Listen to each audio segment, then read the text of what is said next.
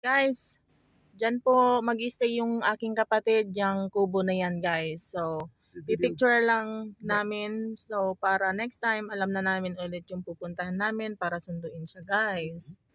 So, yan.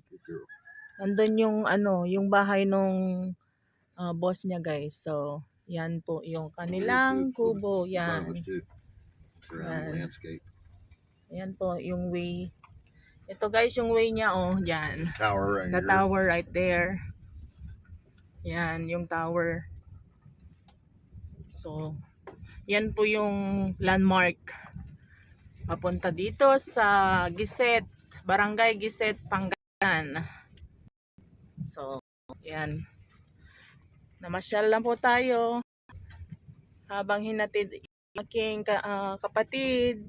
Guys, nandito tayo sa kabukiran ng Giset, Pangasinan.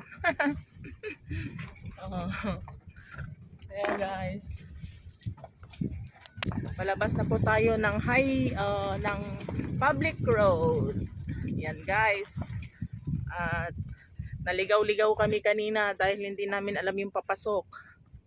Dito lang pala.